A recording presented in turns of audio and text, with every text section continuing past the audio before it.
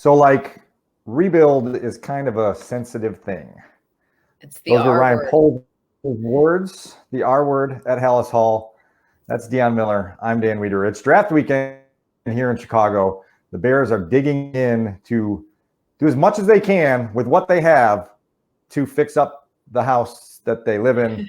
Ryan Pohl spoke to the media Wednesday at Halas Hall, was very clear to steer away from the rebuild word.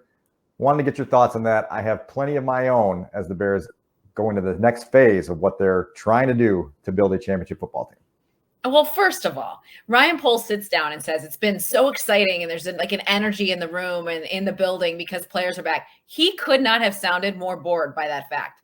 He's like, there's a real energy in the room. And I needed more from him. I needed more excitement and energy for him because this is where he is going to get his opportunity to shine. This is where hopefully we'll see exactly why he was hired. So I wanted more energy from him. That's first of all. Second of all, it is a rebuild, my friend, because you don't have a full roster. So you are rebuilding stuff. There aren't even, name me one room in that Bears Halas Hall that doesn't need to be gutted. One. Running back, probably quarterback. Yeah, but still, those rooms need a fresh repaint and perhaps the furniture moved around. So there's still work to be done in those places. Like that. So I feel like for him to shy away from calling it a rebuild, what is that, just to make us feel a little bit better? They're not going to win a lot of games, Dan. Like that's what we're dealing with right here.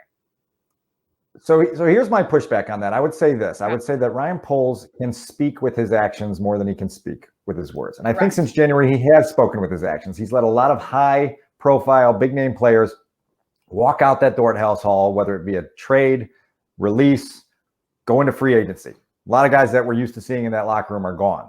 I think he's also expressed a vision since January on how he wants to build this team, which is through the draft, which is his next opportunity, Thursday, Friday, and Saturday, to make as many picks as he possibly can to fill holes in a house that has them in most of the rooms. He gave us the analogy, which we've been playing off this morning, that it's like the at-home network shows late at night where you see someone go into a house and it's a fixer-upper, right? And you're not having to get the wrecking ball out and take it down to the ground. You can just go in and put countertops in here, fresh cone paint over there, and eventually be back on track. But I think what Ryan Pohl said to us on Tuesday was that he's trying to construct a championship football team. And what he said to us since January is he's trying to build a football team that can succeed and then sustain success, which, as we've talked about forever on this program, is something the Bears continually fail at. And so I think Ryan Pohl, no matter what label you want to put on it, is approaching this the right way. To your point about energy, I did sense a level of under the radar enthusiasm and optimism from him in regards to the preparation that he and his staff have put in to get themselves ready for this draft. I think this is a group that certainly feels prepared to handle whatever the draft board throws at them on Thursday, more significantly on Friday and Saturday, and to be able to make the most of the picks they have. They go into the draft with only 6 of them. I think we heard from Ryan and saying, look, it's going to be, if you read between the lines, it's going to be very surprising if the Bears only have a 6-man 2022 draft class. There's going to be every incentive to move back that draft board and get picks wherever and however they can to make sure that they have 8, 9 possibly players coming out of this draft. Do you see a scenario where they trade up into some first round action? Is it necessary? Is it one of those things that just because they can doesn't mean they should? I mean, I know he said they were going to kind of simulate things through Thursday night, but if a door opens for them to move into the first round, do you think that he will be eager to do that? No, not eager. Willing? Yes. If something breaks in a way that makes perfect sense, if a Chris Olave from Ohio State is suddenly still somehow on the draft board at pick 25, 26, well, now you can pick up your phone and say, hey, Justin loves this guy. He's called him my guy. We talked about it on the show previously, that this is a piece that the Bears need in this offense, a dependability piece, a guy that Justin can count on. If somebody like that is there, then you consider it. But I think Ryan's point yesterday was, look, when I was in Kansas City, I watched the Chiefs move up the draft board a lot. They weren't afraid to be aggressive. Most notably, 2017, when the Bears moved up 1 slot, the Chiefs moved up 17 from 27 to 10 and got the fast-track Hall of Famer in Patrick Mahomes. Victory. But I think Ryan was saying also, you have to understand where your team is at. That Chiefs team wasn't rebuilding. That Chiefs team was a playoff team that just needed some injection of star power. And so they made their moves when the moves made sense. This team, the Chicago Bears in 2022, not positioned to succeed. So now you're building for 23 and 24, and that means adding draft capital, moving back where you can and finding those windows where, okay, a lot of quality depth at this position, a lot of quality talent overall on the draft board. Let's slide back, get 2 players for the price of 1 and see what we can do with it. Yeah, and it's important to note that they do have so many holes on this team that whoever they get, wherever they get them, has to be somebody who's ready to contribute right away. They don't have a lot of space for developing somebody at a position, right? They have so many needs that's where Poles has to make sure that whoever he gets is NFL ready to step in and kind of be someone that can be available, healthy, and also be able to transition quickly, which is a challenge. And I'm excited to see how Poles navigates this. I mean, the first time, like, I want to know, is his personality to kind of sit back and watch and then make his move, which is what it feels like. Yeah. But it's his first time as GM. I mean, the same thing with Ryan Pace. We were so excited to kind of see what he's like, get to know him a little bit. I think this weekend is going to be very telling. It is going to be very telling. It's going to be interesting to monitor. I want people to understand that Ryan Poles is in the seat that he's in now because the Bears and their search committee in January felt like he expressed a level of candor and a level of blunt honesty about the state of the team that was refreshing to them. And so it's not like he's confusing himself and confusing folks in the organization and saying, we're 1 piece away, we're 2 pieces away, we're going to make this run, and we're going to be ready to go. He came in and Bill Polian said, man, I love this guy's plan. I love the way that he expressed his evaluation of the roster in terms that were very direct, right? And saying, garbage, right? You know, I'm not sure that's the word Ryan used, but he certainly gave that impression and said, here's how we're going to fix it. And the Bears bought into that. And so that's now why he has this chance to do it. Bill Polian talked about, listen, like the reason that Ryan Poles resonated so well in those interviews is because he expressed a vision for scouting. He expressed a vision for salary cap. He expressed a vision for the draft. He expressed a vision for team building. He expressed a vision for uniting with a head coach to put together a vision and a philosophy of this team. Ryan's doing all those things. It's just a heavy lift, as we've talked about since January. And now he goes into this next phase with some major lifting to do on the most important weekend of his year, given his vision of building through the draft. So I want to ask you this, because this is something I wrote about at ChicagoTribune.com. He's got this sort of fork in the road, right? We've talked so much about getting Justin Fields help. And so the natural fork in that road is, do you go down wide receiver avenue or do you make a right down offensive line lane? And Ryan talked about watching the Cincinnati Bengals a year ago, obviously with a different spot on the draft board at number 5, facing that same dilemma, right? And the Bengals going to the draft and everyone's saying, do you take Penei Sewell and anchor your offensive line for the next 10 years? Or do you unite Joe Burrow with a former college teammate in Jamar Chase? Ryan has been direct in saying he would have picked Penei Sewell.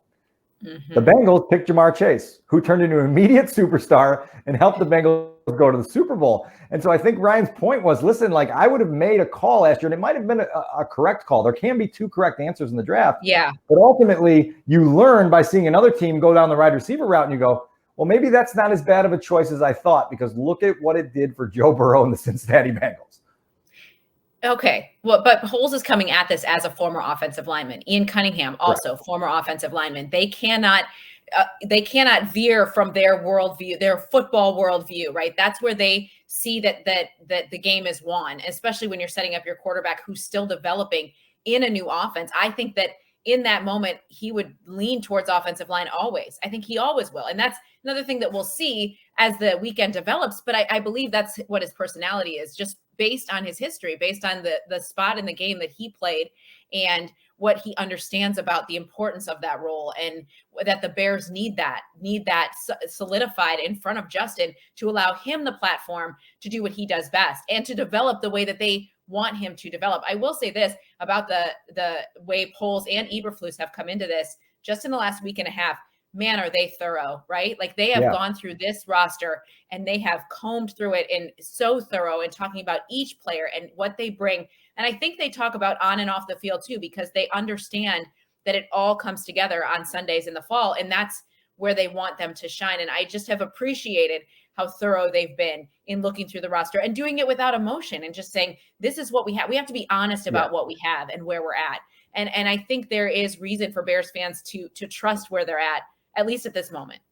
That's why I don't get jittery that he's not eager to reach for that red ink pen and the rebuild label and stamp it and put it up front. It's not a big deal because his actions have told you that he's looking at this through clear eyes and eyes that are seeing the picture very clearly. Let me put you at that fork in the road. It's Friday night.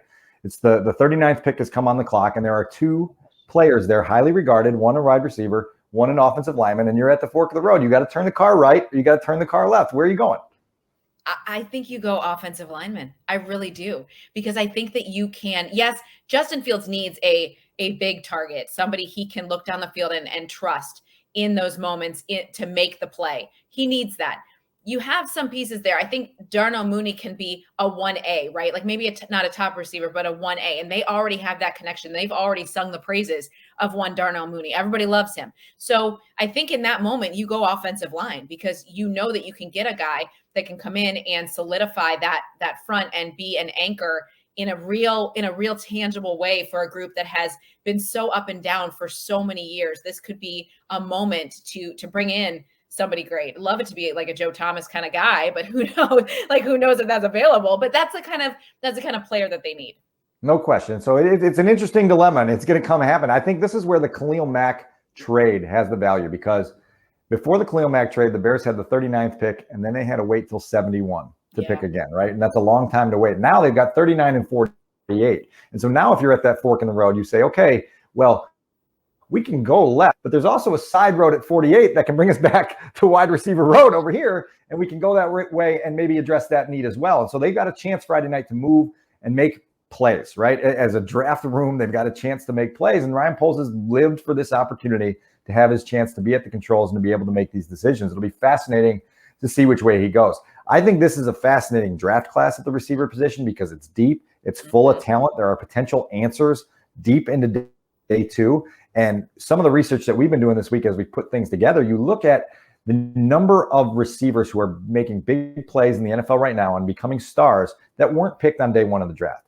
I did some research last season. 13 wide receivers had 1,100 receiving yards and 6 touchdowns. 9 of those receivers were not first-round picks. 8 of them were found after the top 50. That's a list. I'll give you some of the names that are on that list. That includes Super Bowl MVP, Cooper Kupp, not a bad player. Wow, includes Devontae Adams. I think Chicago fans would agree he's okay. Yeah. Stephon Diggs, Tyreek Hill, Chris Godwin, Tyler Lockett. These are the types of star quality players you can find on day 2, even into day 3, if you're doing your scouting right and you're identifying the things you want out of that position. That's got to be very encouraging to Ryan and his staff.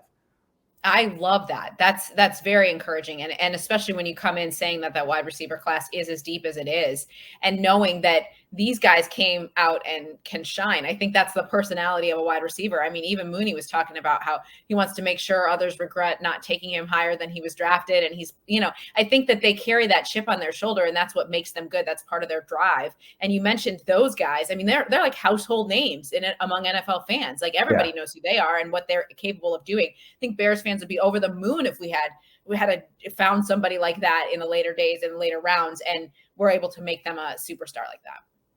And think about it. You mentioned Darnell Mooney. That was the Bears' leading receiver in 2021. He was a 5th-round pick, lasted into the 170s before Ryan Pace traded up and pulled him off the shelf. And so that's another encouraging sign for that. The whole concept of trading up versus trading back is something that I think is interesting to talk about, because I think we've established that Poles and his group there at Halas Hall in the draft room would love to pull a couple triggers to go back. Totally. Answer the phone, say, yeah, you want this pick? Oh, we'll move back and get that. It's not fun on draft weekend to move back, right? Like the fun of draft weekend is to feel like you're in the sizzle, but the fun of draft weekend is rarely matched when the games are actually played, right? And so you have to, as a staff, not get enamored with having fun on draft weekend to the point where you say, oh boy, 6 months from now, no one really cares where we pick this guy if he's good. Like I think about Eddie Jackson back in the day. The Bears traded up for him, which was a good move, right? But nobody celebrated that on draft weekend. We celebrated Eddie Jackson when he was scoring 5 touchdowns and taking the ball away every other game for his first 2 seasons and showing that he was an all-pro caliber playmaker, right? And so that's where the draft waltz is kind of funny to dance, because it's sometimes way more fun after the fact, or way less fun if you want to look at an example like maybe a guy that we've mentioned on this program before, Mitch Trubisky. Yeah, right. I mean, that was such an exciting moment when they chose him. And then, of course, it didn't pan out. I agree with you. Draft weekend is always super exciting. I honestly think it's because nobody technically loses. like nobody's losing, where it's a victory for the Bears. They are going to tell you it's a victory for the Bears. And it's the middle of April, the end of April. I mean, we don't have a game to cheer about. This is what people can get really excited about, is the draft and the potential. And there is reason for that kind of energy around it. That's why I love draft week. And it feels like football is coming. And I think fans are really hungry for it, for sure, especially for a team like the Bears that has so many holes and they can still write their story. There's such a journey to be taken with this group and this new staff. And I think there's a reason to say, okay, this draft is our window into what they might be like. And that's exciting to see. So we're going to be in a weird spot on Thursday night, a familiar spot at Halas Hall in Lake Forest, but a weird spot in that the Bears don't have a pick. We haven't had an in-person draft experience since 2019. And so we go back up there Thursday night, and we're going to sit at our cubicles and twiddle our thumbs and eat a bunch of food and snacks and be like, when does the party start here? And we'll probably go home Thursday night without the Bears making a pick. And so it's going to be interesting to see how Ryan Poles and his group navigate that upstairs above us at Halas Hall. And I thought it was interesting for him to say on Tuesday that some of the, they're not just going to be sitting on their hands eating snacks like me. They're actually going to be stimulating some things and say, hey, look, if we were picking, I think he said, if we're picking at 10, what would we do here? If we're picking at 20, what would we do here? Can we play around with some of our communication processes and mechanics in the draft room to make sure they're smooth when we actually go on the clock?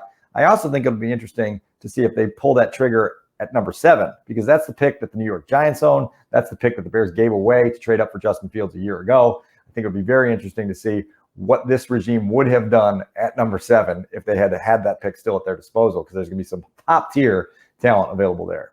I've just decided that if we get past like the first 5 picks, I'm going to start simulating if the Bears picked what I would talk about and what I would write about, just so that I'm ready for Friday. Because I do feel like it's going to be fast and furious once the Bears get involved with the draft. You want them to be involved on Thursday night. I want them to be. I want them to. But again, I say just because I don't think so either, but just because they could or they can doesn't necessarily mean they should. And I want to see how Poles navigates that part of it, the eagerness, but also the patience to make sure that he gets it right, because it goes without saying he needs to get it right. This is a big first impression for him, for the franchise, and for this fan base. And he needs to get it right. He needs to instill confidence in a fan base that's teetering through this weekend. And I'm excited to see it happen.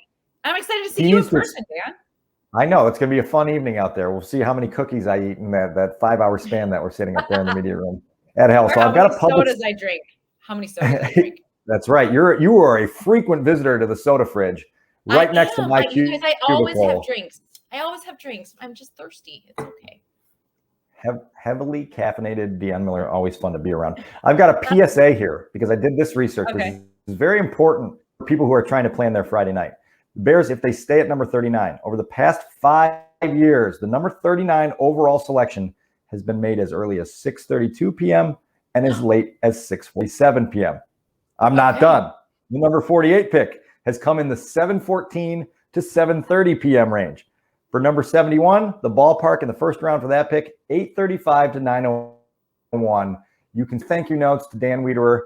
You have got a way to plan your Friday night, to understand when you can go to the bathroom, when you can put your kids to bed, whatever you need to do if you're doing those things as a viewer of this program. But there it is. I mean, like, now you don't have to be like, when are they picking? There's your windows. If you don't tweet this out and publish it in the Chicago Tribune, I'm legitimately going to be mad. And I might actually take it for myself and claim it as my own. That's brilliant research. And it's perfect for the news. You can watch the draft on ABC 7 and then hang out for the 10 o'clock news where we recap it all. It works very well.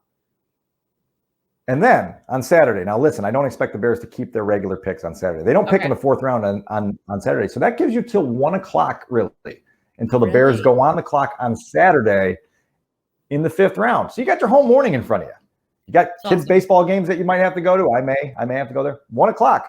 That's the first time you have to be active. So that's good news there. Should be a fun weekend. I think. Yeah, right. I think we're anticipating some energy to come post-draft. Whatever was missing pre-draft, I think you hope, to your point, that Ryan Poles comes in Friday night and then certainly on Saturday night with puffy chest and saying, man, we got the work done that we wanted to get done in this draft. We feel really good about where this leads us. Is it a rebuild? I don't know. We both think that they're going to lose 10, 11, 12 games this year. That's a rebuild in a lot of ways. But whatever label you want to put on it, the general manager seems to at least see this through the most clear eyes possible. Can I just request a draft weekend victory? Can we claim 1-0 after this weekend? That's all I'm asking for, is just to feel good about the Bears 6 months before the season actually counts. He's Dan. I'm Dionne. Like, subscribe, and share. We'll see you guys next time. Take care.